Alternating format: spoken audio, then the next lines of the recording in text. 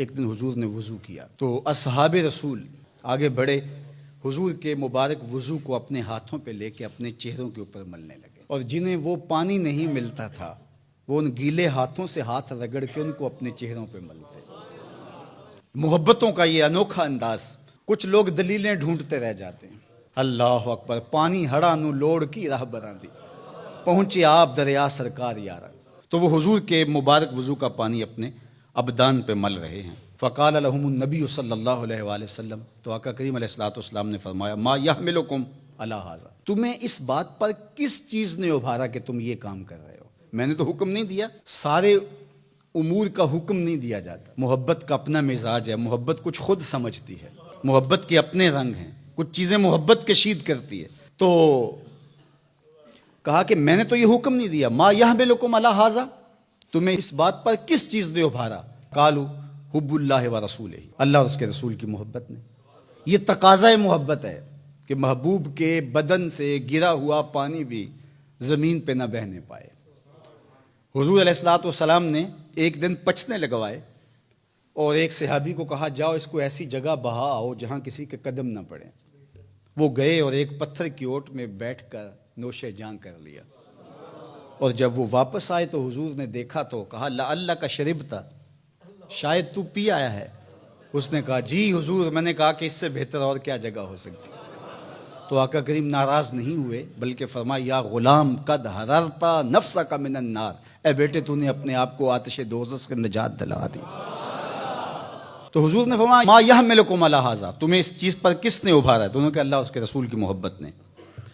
تو اب اللہ کے محبوب علیہ السلام نے اس کی نفی نہیں کی کہ یہ اللہ رسول کی محبت نہیں ہے، محبت کا یہ تقاضا ہے، لیکن دوسرا پہلو حضور نے یہاں واضح کر کے بیان فرمایا، اور یہ نبی کا منصب ہے۔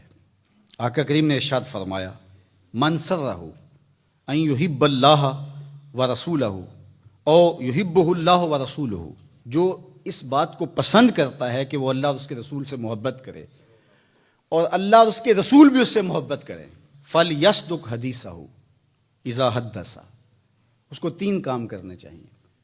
ایک، جب بھی بولے سچ بولے، وَلْيُؤَدِّ أَمَانَتَهُ إِذَا تُؤْمِنَ، اور جب اس پر لوگ اعتبار کر کے اس کے پاس اپنی امانت رکھیں تو وہ اس میں خیانت نہ کرے۔ اور تیسری بات ارشاد فرمائی، وَلْيُحْسِنْ جِوَارَ مَنْ جَاوَرَهُ، جو اس کا ہمسایہ ہو اس کے حقوق کا خیال رکھے۔ ایک طرف تمہارا یہ عمل کہ تم میرے وضو کے پانی کو بھی زمین پر گرنے نہیں دیتے، یہ تمہاری محبت کا چھلکتا ہوا ایک انداز ہے، لیکن کہیں یہی نہ رک جانا اور محبت کے اسی انداز کو ہی اپنا کر کے باقی سب چیزوں سے بے نیاز نہ ہو جانا۔ تقاضۂ محبت یہ ہے کہ تم میرے بتائے ہوئے طریقے کے مطابق بھی چلو، اور یہ کام اگر تم 3 کر لو تو پھر تم سے اللہ بھی محبت کرے گا، اس کا رسول بھی محبت کرے گا، اور تمہاری محبت جو اللہ اس کے رسول کے ساتھ ہے وہ بھی معتبر ٹھہرے گی، کہ تم صرف کچھ انداز بجا لانے سے اپنی محبت کا انداز اختیار نہیں کرتے ہو، بلکہ حضور کے لائے ہوئے دین کو بھی تم اپنی روح تک اتار کر کے اپنی محبت کے حقیقی رنگ کو پیش کر رہے ہو۔ تو اب یہ 2 چیزیں ہمارے سامنے آئیں۔ کچھ لوگ تو اس طرح حضور علیہ السلام کی بات کرتے ہیں کہ سویر سے لے کر شام تک وہ حضور کی محبت، حضور کا پیار، حضور کا نام، حضور کے ساتھ عقیدت کا اظہار مثالی ہوتا ہے۔ ہم نے دیکھا ہے کہ حضور کا ذکر آ جائے تو ان کی آنکھوں سے آنسو ٹپکنے لگ جاتے ہیں، اور ان کا وجود حضور علیہ الصلوۃ والسلام کی محبت سے، حضور علیہ الصلوۃ والسلام کے پیار سے، حضور کی الفت کے نور سے بھرا ہوا دکھائی دیتا ہے۔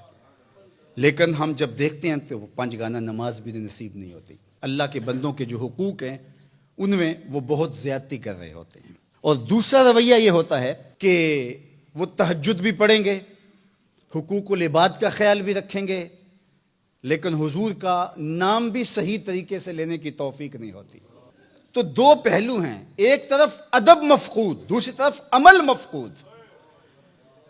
حضور علیہ السلام نے کہا کہ تمہارا یہ عمل کہ تم میرے وضو کے پانی کو بھی زمین پر نہیں گرنے دیتے، اور دوسری طرف یہ کہ اگر تمہارا یہ عمل نہیں ہوگا تو پھر تمہارے اس عمل اور تمہارے اس رویے کی تحسین نہیں کی جائے گی تو توازن کے ساتھ آگے بڑھنا چاہیے. آپ عمل میں بھی طاق ہوں اور عقیدت کے رنگ بھی آپ کے بشرے سے دکھائی دیں.